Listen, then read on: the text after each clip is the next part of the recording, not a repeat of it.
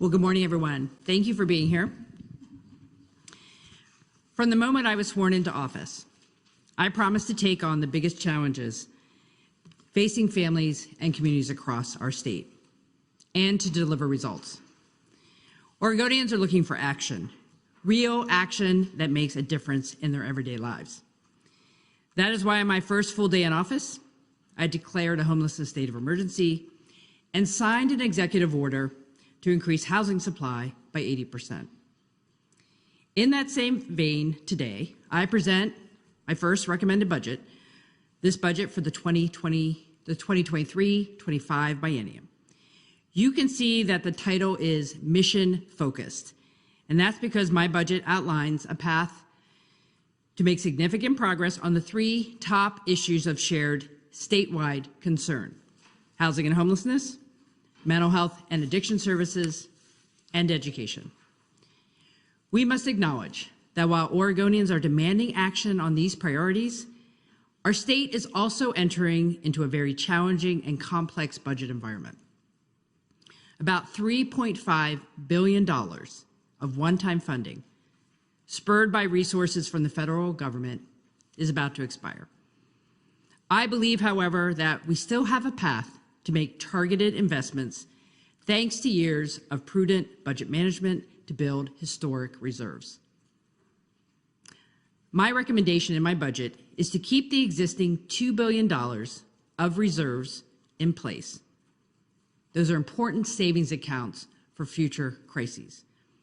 But the budget also says let's redirect $765 million that would have been automatically added to these reserves into targeted investments aimed at better serving Oregonians in these three key priority areas.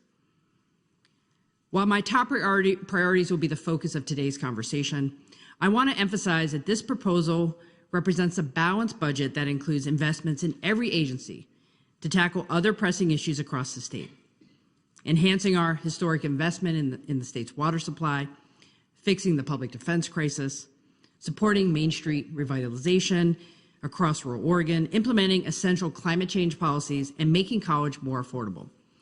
All of these important issues are also addressed within my budget recommendations. I also want to highlight the expertise and work of the state's Racial Justice Council, which will have a strong, ongoing partnership in my administration. The council has been working diligently with the state chief financial office and state agencies since August of last year to ensure historically underserved communities have significant voices in the budget process, and that helped to embed equity in this budget. I will keep working in partnership with the Racial Justice Council to reduce racial disparities and transform how the state provides services to support all Oregonians. Every Oregonian, no matter their race or zip code, deserves to have the same opportunities. My mission as Oregon's governor will always be to deliver results and move the state forward to build the Oregon we all want to live in. This vision for Oregon's future cannot be realized in one budget cycle, but this plan today provides a roadmap for how we are going to reach this state's long-term goals. So let me start with my first priority, housing and homelessness. The housing crisis is one of the largest emergencies we have ever faced in Oregon, and the human suffering it causes to individuals, families, and communities is absolutely unacceptable. We must act now to provide immediate relief to unsheltered Oregonians and to prevent thousands of families from becoming homeless. In my budget, I'm recommending a significant investment in affordable housing production and preservation, $1 billion. That includes $770 million to build more affordable homes for both renters and new homeowners, $118 million to preserve existing affordable homes, and $4 million to support the replacement of old and inefficient manufactured homes to provide safe and energy-efficient homes for households. I'm also proposing the creation of a new office called the Housing Production and Accountability Office. This office will provide technical assistance and support to local governments and housing developers working to reduce land use and permitting barriers that get in the way of building more housing. And as part of my homelessness state of emergency declaration, I called on the legislature to invest $130 million as soon as possible in order to meet my goal of reducing unsheltered homelessness over the course of this calendar year. This budget expands on those early investments to rehouse and maintain housing stability for households moving from unsheltered homelessness into stable housing, provide ongoing homelessness prevention support, maintain shelter operations, create new permanent supportive housing, and more. For the second priority of mental health and addiction care, these urgent investments will address the homelessness emergency facing communities across Oregon today, but is only one piece of the larger strategy required to address this humanitarian crisis. For our behavioral health system, my administration will focus on effectively distributing the $1 billion in investments made in the 2021 legislature when I was Speaker of the House. We are starting to see results of these investments. Communities will soon see hundreds of new supportive housing and residential placements. The 988 call line has been launched to support anyone in a behavioral health crisis. But we have more to do to build on what is working and create a connected system that can lead to hope, healing, and recovery. That's why I'm proposing investments to disrupt the harmful and expensive pipeline of Oregonians who move from homelessness to jail or the state hospital. My budget aims to do this by increasing local residential treatment options, improving jail diversion services, and enhancing intervention and outreach before patients are civilly committed, closing gaps in behavioral health services for children and older adults, and expanding substance use disorder treatment for adults in custody. We also must stop preventable deaths from substance use and behavioral health needs, and we're going to do this in this way. Providing more funding for 988 call centers to connect people with the nationwide suicide and crisis lifeline. Supporting mobile crisis programs like Cahoots to divert individuals from hospitals and jails. Investing in substance use treatment and services. Addressing gaps in treatment by providing startup costs for residential detox and inpatient treatment. And reducing preventable deaths associated with opioid use by continuing support for the Harm Reduction Clearinghouse. This work can't be done if we don't support our essential behavioral health workers and work to build a diverse and culturally responsive workforce. We must increase wages for community health providers. My budget proposes doubling the Oregon Health Authority's Healthcare Provider Incentive Program, which would bring up to 1,000 new workers from diverse backgrounds into this pipeline by supporting loan repayment, scholarships, and other supports for licensed behavioral health providers and students.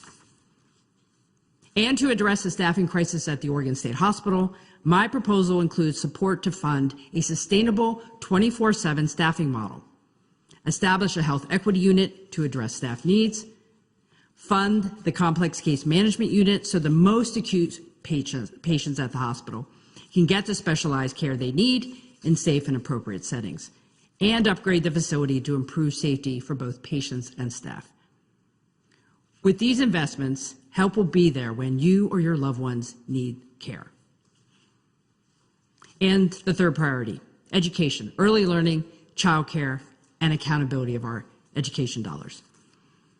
Every child deserves a safe place to learn, and every family needs access to affordable childcare. After years of pandemic disruptions, we have a lot of work to do to build toward that vision. Childcare is too expensive, nearly impossible to find for families across Oregon.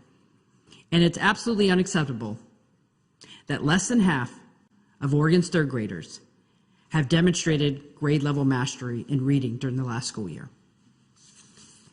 That's why in my proposed budget, you will see $100 million to support evidence-based, targeted literacy strategies focused on preschool and elementary school, and funding for literacy-focused summer programming for preschool and elementary students starting this summer.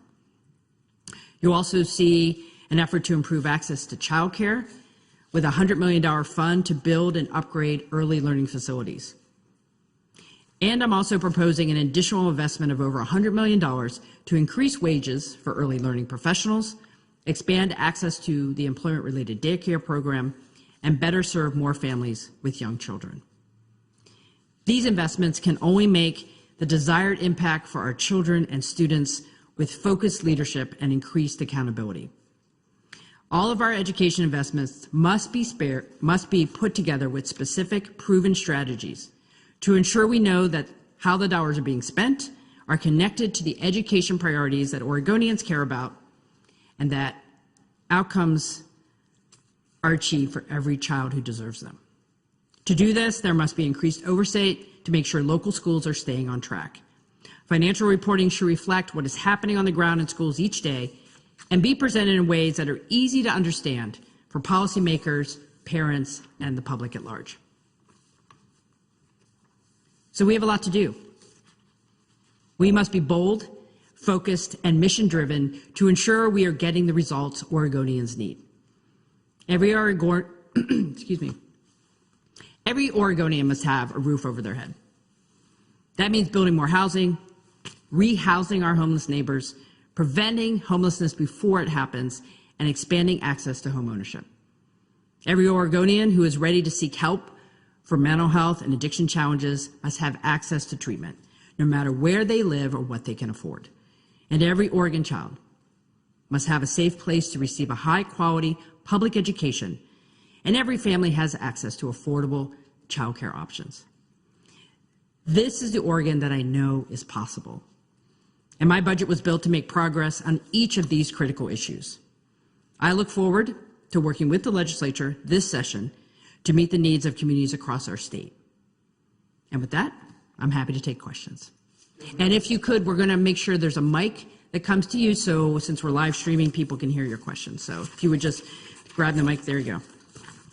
Hi, Governor Lauren Dake with OPB. Does your budget call on raising any new taxes or revenue besides that $765 million you talked about?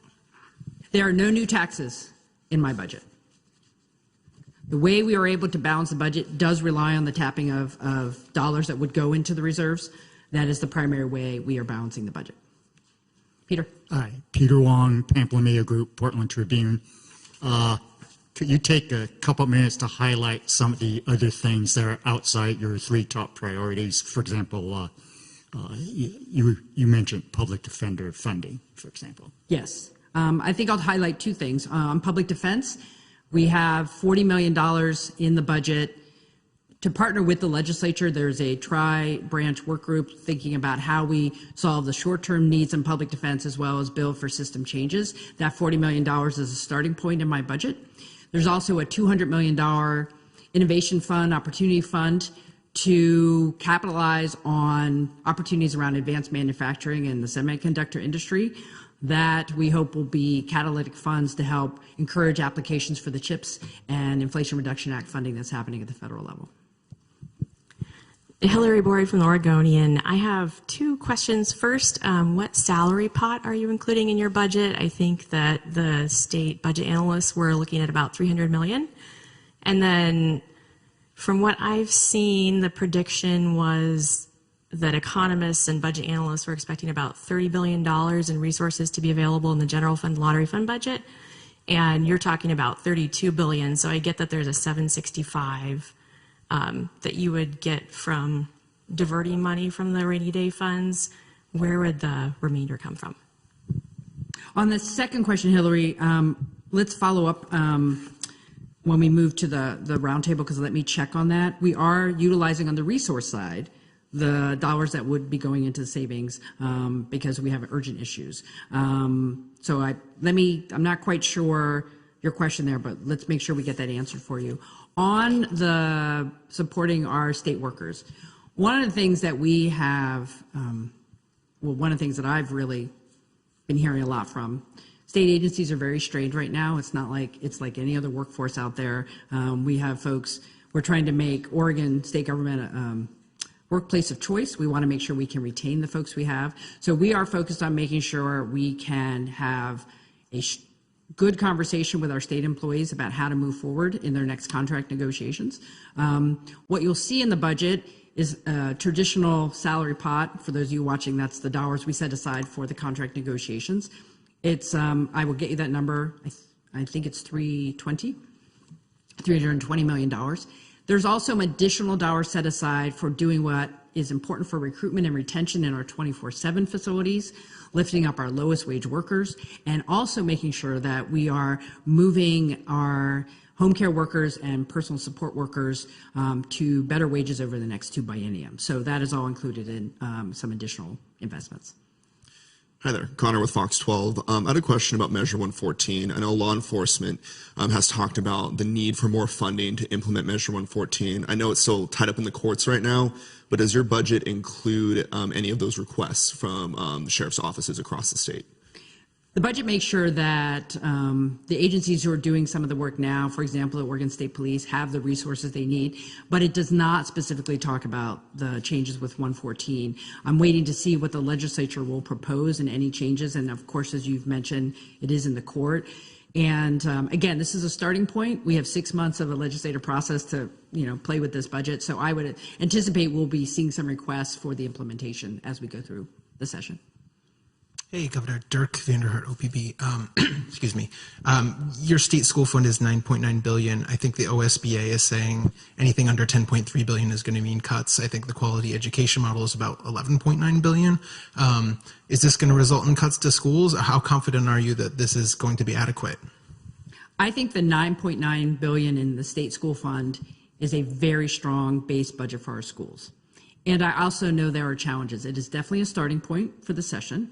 It is higher than what analysts were requesting, months ago. And I know there's a higher ask out there. I would also say that we do have increases on the Student Success Act side and the Student Investment Account that will hopefully be complementing the work at the State School Fund. But I suspect we will have robust conversations during the session of how we can get that number higher. Governor, Lisa Balick from COIN. When it comes to the public defender shortage, if lawmakers approve your ask, let's say by June, how quickly do you expect the situation to be turned around? Thank you for the question, Lisa. I think I am still waiting to see what that plan should look like. We have to not only meet the immediate need, we're waiting to see how the Public Defense Commission deals with the $10 million they just received in the e-board. That $40 million is a starting point, and those legislators need to have a clear plan of where they want to go in providing better services. We need system overhaul, and that $40 million is only a starting place. And I see Dick had his hand up. But just to follow on that, in other words, do you see that it's a situation that could get resolved this year? I think we are looking at multiple years to resolve completely our public defense crisis. My goal is to make sure we can deal with the unserved individuals now, but also talk about long-term system changes. And that is what I'm hoping we will see in collaboration with the judiciary and the legislature to make that happen. Absolutely have to get on a better course by the end of the legislative session. Dick? Oh, we need a mic. Dick Hughes, Oregon Capital Insider. Governor, this is an interesting budget for you because you've been on the other side for years. Have you talked with any of the legislative leaders before releasing the budget? And have you done anything differently that you wish the governor had done in presenting the budget to legislators? Well, as you know, Dick, this is an expedited timeline. As a new governor, we've been working very hard over the last 2 months to make sure we could make sense of the ask, create budgets. I'm very proud of this budget because I think it's realistic. I think it focuses on core services. We have briefed legislative leaders, the co-chairs. In fact, I would say we've had more conversation with legislators prior to the release than we've had in the past. There is a lot of consistency across all the caucuses about what the priorities are: housing and homelessness, mental health and addiction, and schools. Republican or Democrat. So and I've met with the Republican leaders as well. So I want to make sure that we focus on what we all think are the shared concerns. We might differ on maybe some of the numbers and some of the strategies, but the issues are, I think, widely shared across the street, and we're going to be working very hard to get this budget done. Question on behalf of Nate Baker from K2. Are there any cuts in this budget? I was very clear with my team that we wanted to make sure that when Oregonians need essential services, they could get them. There are no service cuts in this budget. There will be, the biggest issue is the one-time funding that had come from the federal government and whether or not some of those things could roll up. But when it comes to core services, we worked very hard to maintain those services so Oregonians can get what they need. Julia Shumway with the Oregon Capital Chronicle. Two questions. Microphone? Oh, you got one? Good. Yes. Two questions. First, are you anticipating any kind of cuts to revenue? I know legislators are looking at tax breaks for things like semiconductors and affordable housing. Is that included in your budget? And the second one, given that economists are anticipating a mild recession within the next year or so, and you'll be diverting money from state reserves, what are you doing to make sure that Oregon's still in a good position to weather a recession, whether it's mild or not? Well, let's start with that second question. Oregon has $2 billion in reserves. That's the highest number we have ever had. And as someone who has worked through the Great Recession and multiple downturns in budgets, I want to protect those dollars. We're strategically saying, don't touch those monies, but let's look at the money that we would put there because we have some urgent needs now. And it seems very prudent to do that. We are silent on new tax credits, new tax incentives, because those are complicated. I want the legislature to work through those and make recommendations. So there's no comment either way on any of those new ideas. And again, no new taxes in this. We're relying on dollars that would go into reserves to meet the goals of the budget. Blair Best from KGW. The money allocated for homelessness, is that just for the areas of the state included in the state of emergency? And how do you plan to help those communities that aren't included? That's a great question. Thank you, Blair. So as you know, we've been talking about $130 million, $40 million out of the current biennium, 90 into the next biennium to meet very specific goals around unsheltered homelessness in those priority areas. However, the rest of the budget also expands emergency assistance for the whole state. It talks about keeping people housed and preventing them from becoming homeless. That is good for the whole state. Excuse me. The affordable housing, the $1 billion in development, will meet the needs that will serve the entire state. So the other thing I would point out in the booklet, if you haven't seen it, it's on page 23, is about our new Medicaid waiver.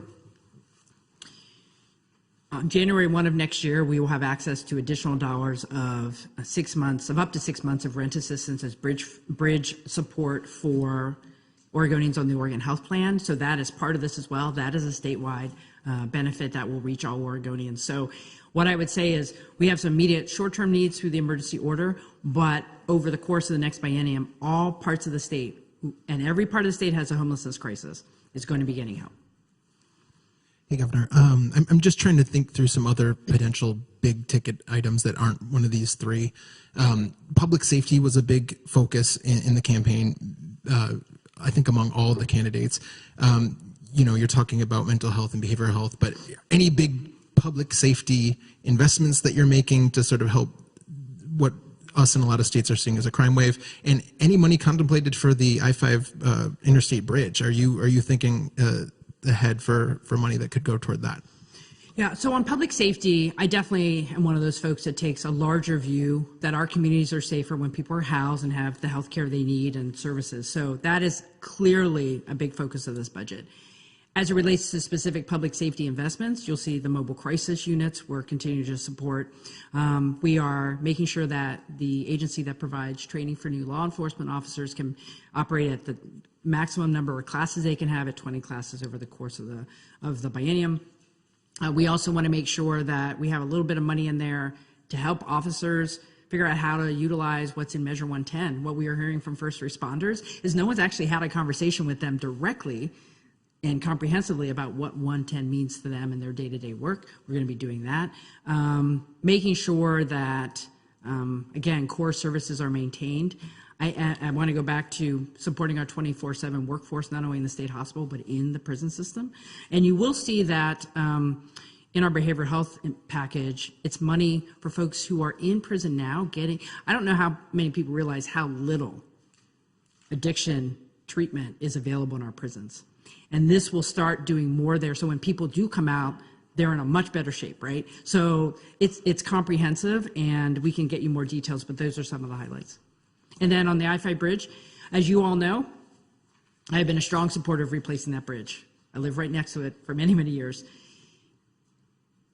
You will see in my budget, in the ODOT budget, in the larger narrative, continued support for funding and the design and planning for the bridge. That's very clear. And a directive to ODOT, to stakeholders in the legislature, that they need a different funding plan than solely relying on a gas tax to fund the replacement of that bridge. Given where people are in terms of the things people are experiencing on their day-to-day basis with inflation, a funding plan solely on a gas tax is not acceptable. So I'm looking forward to hearing what the legislature wants to do there so we can make sure we can meet our commitment to replace that bridge. Governor Hillary from Oregonian, I noticed a couple times in your budget summary that you talked about students having a safe place to learn, but I didn't see money that was going towards school facilities. So is there more to know there? Well, thank you for the question, Hillary. We've done a lot over the years to enhance the physical security in our schools, and we're certainly supporting the capital construction pot that is available for school districts to upgrade their facilities. In fact, I think we have a larger number than we've seen. It's robust. Districts apply for those dollars. It's very helpful for them to update their facilities. For me, broader safety issues are about how educators and how students and parents feel safe in those classrooms. I think the social and emotional learning aspect, our students have been through a lot. They're coming into their schools and their classrooms with more trauma because of the pandemic and other things going on in their lives. So making sure that we're providing the skills and the services and support so our classrooms can be safe for both the educators and students. So that's more what I'm talking about than the physical safety of the building. Last question. I think, yes? Oh, wait, your mic's not on. Hello. There you go. Thank you. About the $130 million in urgent housing and homelessness funding, are you hoping that money will be allocated before the end of June, before the beginning of the next 2023-25 biennium? And can you just confirm that that $130 million would only go to the areas mentioned in the executive order where unsheltered homelessness has increased by 50% since 2017? That $130 million is focused on those key areas in the emergency order. We are from this current biennium into the next. I am asking legislators to do that as soon as possible, and hopefully by the beginning of March. Okay, and to just make that commitment. Second question: you said you you're requesting $62.5 million to provide a living wage to early learning professionals. What do you define as a living wage? We will get you that detail. I'm glad you're pointing out that specific question. What we have been hearing is we have a childcare workforce that is difficult to maintain right now, and how we reimburse workers who are doing absolutely critical work is an important priority for me. So we'll get you some of those numbers. The reimbursement rates from the state have not kept up with what it costs to run these businesses and actually make sure those centers stay open and those in-home care facilities. So we will get you more information about what that means with specifics. So thanks for calling it out. And with that, I'm going to stop this portion of the press event. Really appreciate you being here. If you have any questions, there's a lot in here, and the full details are also online. And then I think we will, for folks who want to dig deeper into more, for the budget nerds, we'll have a conversation at the back table, complete with peppermint patties. And I think there might be some TV folks who want some quick interviews before we do that. So thank you all for being here. Really appreciate it.